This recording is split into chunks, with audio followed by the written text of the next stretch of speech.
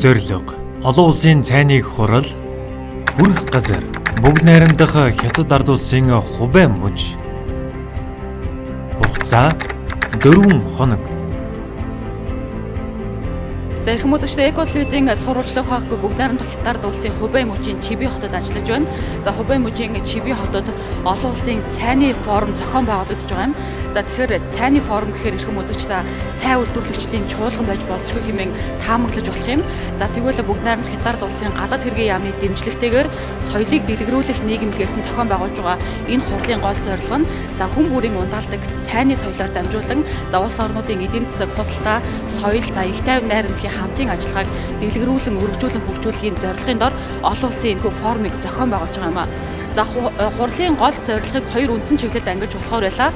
За нэг дэх зорилго бол Орос, Монгол, Хятад гурван улсыг холбосон за эртний торгоны замын үргэлжлэл болсон цайны замыг энэ цаг үед дэлгэрүүлэн хөгжүүлж хамтын ажиллагаагаа дэлгэрүүлэх.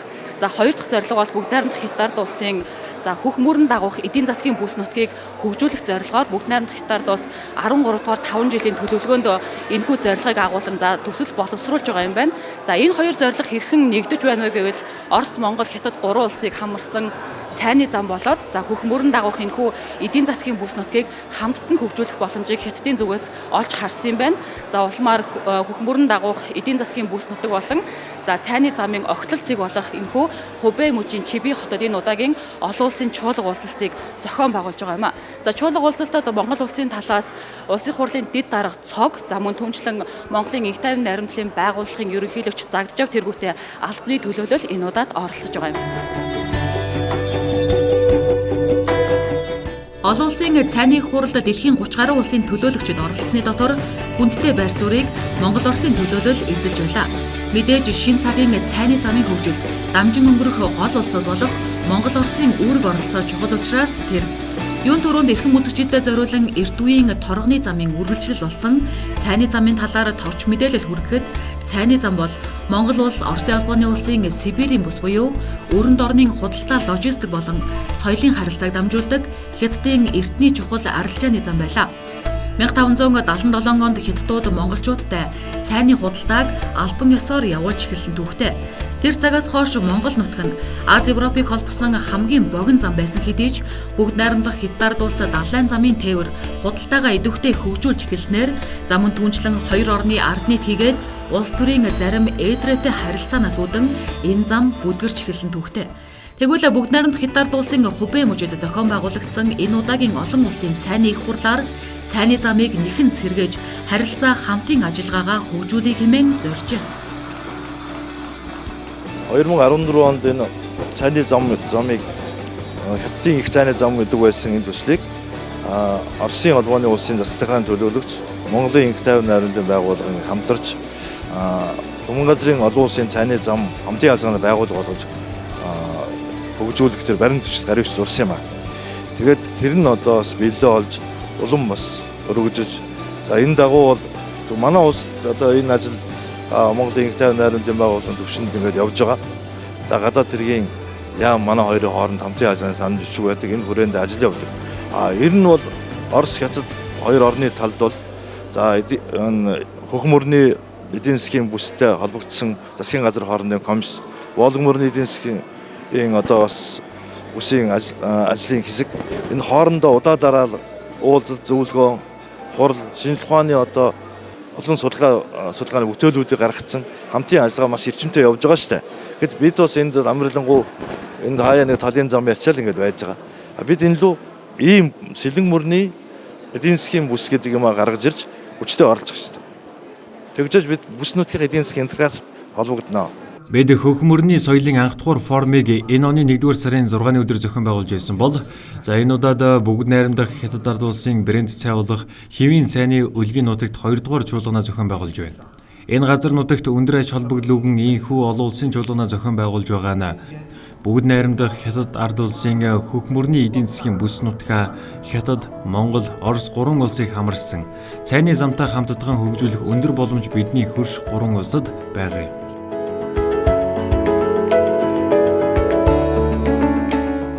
Шин цагийн цайны зам нь Өдгөөгийн бүгд найрамдах Хятад улсын 11 мужийг дамжин өвөр Монгол улс, Оросын албаны улсын Волг мөрний урсгал дагуух 14 мужийг холбосон эдийн засгийн бүстэй холбогдоод Санкт Петербург хүрэх эдийн засгийн хөгжлийн зам болж байна. Цайны зам нь Монгол, Орос, Хятад 3 улсын нийт 200 гаруй хотыг холбож байгаа юм. Тэгвэл энэхүү 200 гаруй хотыг хамарсан 40 орчим мужийн 10-аад нь манай улсын аймагуд багтаж байна. За тийм ч учраас манай улсын хамгийн олон сумтай аймаг буюу Төвийн бүсийн тулгуур нутаг болсон Төв аймгийн засаг даргыг олон улсын энэхүү хуралд оролцохыг бүгд найрамдах Хятад улсын талаас хүссэн нь ч мөн учиртай урилга байлаа. Төв аймаг бол энэ цайны зам дагуух хотуудад бол хамрагдж байгаа юм тийм. За ер нь зам дагуух хотууд бол нийслэл Улаанбаатар хот маань орж байгаа. Тэгээ манай аймаг бол газар зүйн байрлалын хувьд бол нийслэл Улаанбаатар хотыг бүтэн тойрж байрладаг. Зам тээвэр логистикийн аялал жуулчлалын бас гол бүс нутгийнхаа хувьд бид ирээдүйг бол энэ гэрэлтэйгээр төсөөлөх юм бас чухал болох юм боллоо гэж ойлгож байна. Тэгэхээр хамгийн гол зүйл бол бид бас энэ ирээдүйн хөгжилс бэлэн байх хэрэгтэй. Тийм учраас бид одоо аймгийнхаа хөгжил эдийн засагт бидний оруулах хувь нэмрээ юу вэ? Тээвэр логистик одоо улс орныхоо эдийн засгийн нөөц болцоо бид бас төлхөө одоо төлөвлөх хэрэгтэй байна гэсэн нэлээд сайн ойлголттой маш чухал одоо зөвлөгөө суулаа.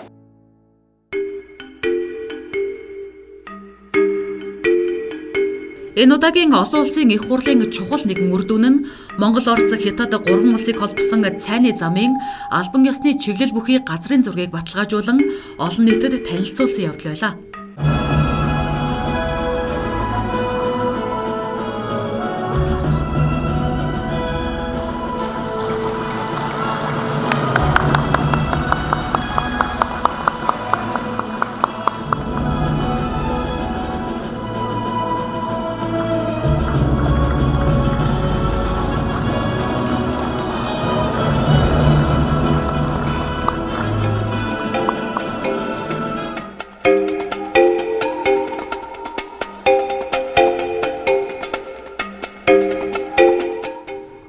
Европын худалдаа эдийн засгийн эргэлтийг холбох хоёр их гүрний санаачлага зөвхөн цайны замаар хэмжигдээгүй. Оросын албаны улсын ерөнхийлөгчийн зүгээс улсынхаа 14 муж улсыг холбодог Волг мөрний эдийн засгийн бүсээ, бүгд найрамдах Хятад улсын Хөх мөрний эдийн засгийн бүстэй холбох замаар Аз Европыг товчлон ойртуулахаар дэвшүүлсэн санаачлагтай ноёлдуулан манай талаас Сэлэнг мөрний эдийн засгийн бүс байгуулан хамтран ажиллах боломжийг санал болгосноор инхүү энэ удаагийн цайны олон улсын их хурлын үеэр нэг алхам урагшилсан бол за мөн түнчлэн хөрш 3 улсын төрийн тэргүү нарын төвшөнд санал нэгдэн авто зам, төмөр зам, эрчим хүч, байгалийн хий, газрын тосны транзит тээвэр болон шилэн кабелийн шугамаар Аз Европыг холбох төлөвлөгөөнд Монгол улс өөрийн орныг хамруулахаар талын зам төслийг санаачлан дэвшүүлж одоо хилэлцээний шатанд яваа талаар мөн манай төлөөлөгчид илтгэлдээ дурдан чуулганд оролцогч олон улсын зочдод онцлон танилцуулсан юм а. Бүгд найрамдах Хятад ард улсын зүгээс санаачилсан нэг бүс нэг зам буюу торгоны замын эдийн засгийн бүслүү санаачлагыг манай улс идэвхтэй дэмжин оролцож байна. Ялангуяа Монгол улсын зүгээс санаачилсан талын зам санаачлагтай уялдуулж хамтран ажиллах боломжийг дэвшүүлж байгаа юм а. Талын зам төсөл нь Хятад Орос хоёр хөшөө холбосон авто зам, төмөр зам, эрчим хүч, байгалийн хий, газрын тосны транзит тээврээс гадна шилэн кабелийг нутгаараа дайран өнгөрүүлэх томоохон төсөл билээ.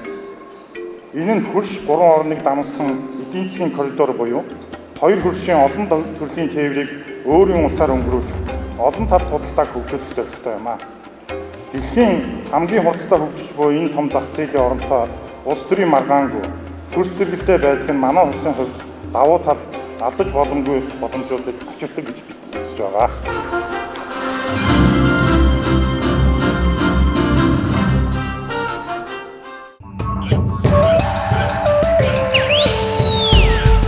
Бүгд найрамдах Хятад улс 2014 онд хийхэд Евробусын орнууд руу нийтдээ 302 сая еврогийн бараа бүтээгдэхүүн экспортлсон байгаа юм. Тэгвэл нөгөө талаас Оросын албаны улсын байгалийн хийн ордуудаас Оросын нутгаар дамжуулан бүгд найрамдах Хятад улсад хүрэхийн тулд 4000 км урттай хийн хоолой барьж байгуулах шаардлагатай. Харин Монголын нутгаар дамжуулан тээвэрлэхэд ердөө 1500 км урттай хийн хоолой байгуулж тэр чинээгээр хөрөнгө оруулалтын зардлыг хэмнэх боломжтой гэсэн тооцоо бий. Цаашилбал нүүрсний хамгийн их нөөцтэй манай улс хар алтнаас газ, эрчим хүч үйлдвэрлэн энэ шугамыг ашиглан экспортлогч боломж бүрдхийг үгүйсэхгүй юм а.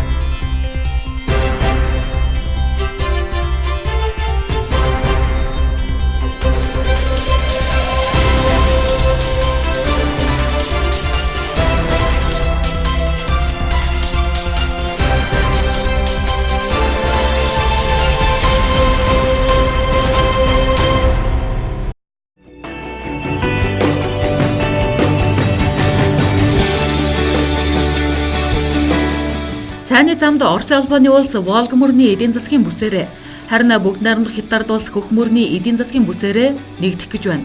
Харин манайх их гүрнүүдийн хамтралд Сэлэнг мөрний эдийн засгийн бүс байгуулан нэгдий гэсэн нь ийхүү дэмжлэгийг олж байна. Тэгвэл альва улс гол мөрний урсцаа дагуулan хэрхэн эдийн засгийн бүс байгуулдаг, түүнийгээ улс орныхоо хөгжлийн төлөө яаж ашигладгийн тод жишээ нь бүгд найрамдах Хятад улсын Хубэй мужи болж байна. Хубэй мужи хөх мөрний эдийн засгийн бүсийг өргөжүүлэн хөгжүүлэх төсөл боловсруулан эх жилийн хавар хилэлцэгдэх бүх Хятадын 13 дугаар 5 жилийн төлөвлөгөөнд тусгуулахаар ажиллаж байгаа юм а.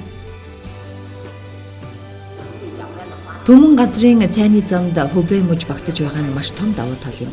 Түмэн газрын цайны зам бол Тэнгис мөрөн дагуух, эдийн засгийн хөгжилтэй, экологийн цэвэр, улс төрийн тогтвортой, соёлын харилцаа, шашин төвтэй, энх тайван найрамдлын зам болно.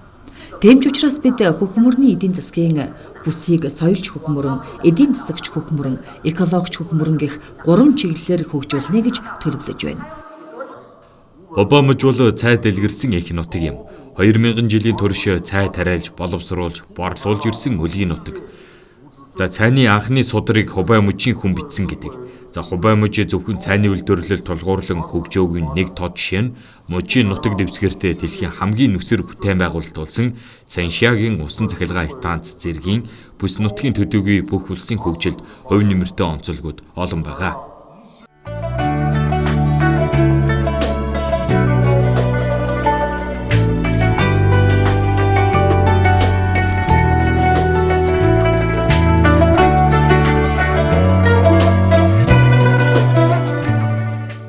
За үнэхээр ч бүгд найрамдах Хятад улс хөх мөрөнд суурлан Саншиа буюу 3 хавцлын усан цахилгаан станцыг хүн төрөлхтний нэгдмэл хүчин чадлын гайхамшиг болгон бүтээн байгуулж чаджээ. 10 жил тутамд нөхөж баршгүй гарц дагуулan үерлэж хамгийн сүүлийн удаад л гэхэд 1500 гаруй хүний амьд хүрсэн хөх мөрний их усан дээр тулгуурлан бүгд найрамдах Хятад улс 1.2 сая хүнийхээ хүч хөдөлмөр 22.5 тэрбум Америк долларын хөрөнгө зарцуулан 2004 оноос эхлэн босгож чаджээ. Хүний гараар бүтээсэн дэлхийн хамгийн том эрчим хүчний энэхүү байгууламжийн нийтвэртгийг бүрдүүлэхийн тулд 3 хавцлын сан байгуулж ард иргэд нь хандив өгсөний зэрэгцээ бүх Хятадын хөгжлийн банк болон дотоодын банкуд олон улсын арилжааны банкудаас зээл авч бонд хүртэл гарган арилжаасан байдаг байна. Тиймдээ ч усан цахилгаан станцыг босгосон нийт үрийг түлж дуустал 3 хавцлын усан цахилгаан станцаас эрчим хүч худалдан авч байгаа мужууд мегаватт цаг тутамд 7 юаны нэмэлт төлбөр төлдөг бол эрчим хүч худалдан авдаггүй бусад муж хүртэл хэрэглэж байгаа мегаватт тутамд 4 юаны нэмэлт төлбөр төлдөг байна. Харин өвөр монголчуудын хэрэглэнээс нэмэлт төлбөр авдаггүй юм байна. За ийхүү дэлхийн хамгийн том усан байгууламжийг босгосны төлөө бүгд найрамдах Хятад улсын муж бүр ачаа үргэлжлэж байгаа нь Яванда тус усан байгууламж бүрэн хүчин чадал буюу жил тутамд 22 сая 500 мянган киловатт эрчим хүч үйлдвэрлэж эхлэмэгц бүх Хятадын эрчим хүчний хэрэглээг хангаа зогсохгүй экспортлогч боломж үүсгэжээ. За Хубэй мужийн хөх мөрөн дагуух хамгийн том бахархал эдийн засгийн хөшүүрэг нь энэхүү усан цахилгаан станц бол удаахан тус мужийн уламжлалт цайны үйлдвэрлэл юм байна. За олон улсын хурлын энэхүү бүгд найрамдах Хятад улсын цайны бүс нутагт зохион байгуулагдаж байгаа учраас үргэлжлүүлэн эрхэм бүзэгч та бүхэндээ дэлхийн цайны зах зээлийн талаар үргэлжлүүлэн мэдээлэл хүргэе гэж бодлоо. За дашрамт дуулахад бүгд найрамдах Хятад улсыг дэлхийн нийт цайны өлгийн нутаг хэмээн нэрийддэг бол за бүгд найрамдах Хятад улс дотроо энэхүү Хубэй мужи нь за бүгд найрамдах Хятад улсад анх цайг дэлгэрүүлсэн, цайг гарган авсан энгийн тариачин энэ Хубэй мужиас гаралтай учраас за нутгийн зонгоол нь нилээдгүй бахархаж явдаг юм байна.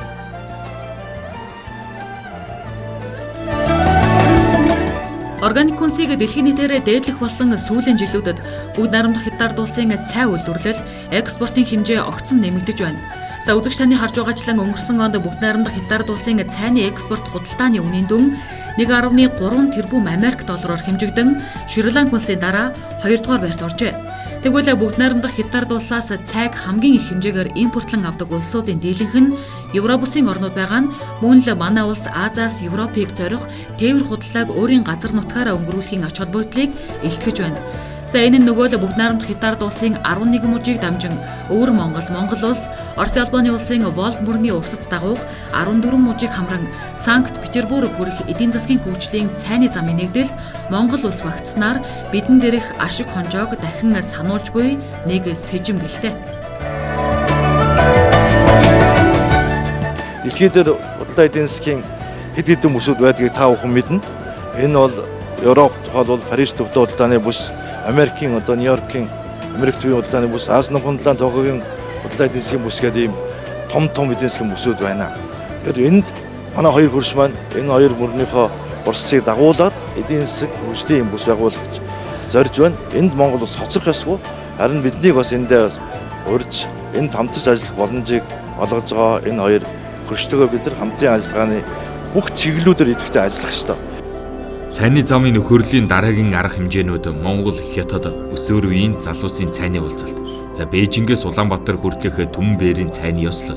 Мянган жилийн нөхөрлөл сэдвэрх автомашины цуваа зэрэг үйл ажиллагаагаар үргэлжлэх болно.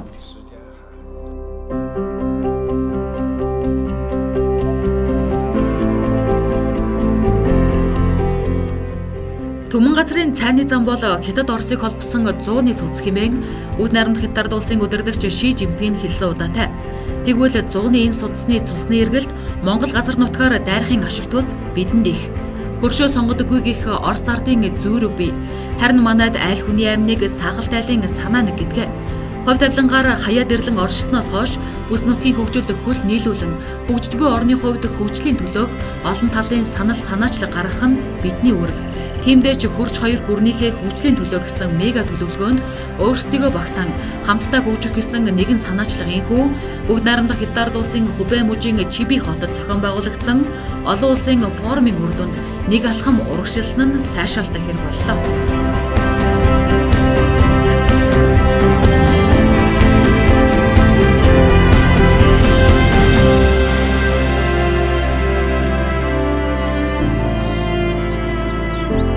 За тэгэхээр эрхэм үзэгчдээ бүгд найрамд Хятад улсын Хубэй мужаас бэлтгэсэн энэ удаагийн томилолт нэвтрүүлэг энэ хүрээд өндөрлөж байна. За энэ удаагийн томилолтын гол зорилго бол Хубэй мужид зохион байгуулагдсан олон улсын цайны хурлыг сурвалжлагаас гадна сэтгүүлч миний хувьд томоохон гүрэн улс орныхоо 5 жилийн хөгжлийн бодлогыг хэрхэн тодорхойлох, түүнд нь муж хотууд нь өөрсдийн бүс нутгаа хөгжүүлэх талаар хэрхэн санал санаачлаг боловсруулдаг, санал санаачлаг хэрхэн гаргадаг, түүнийгээ хэрхэн хилэлцдэг талаар харах сайхан боломжийг олголоо гэж үзэж байна. За тэгэхээр энэ удаагийн томилолт өөрчлөсөн нэвтрүүлэг та бүхэн анхаарлаа хандуулсанд баярлалаа. Баяртай.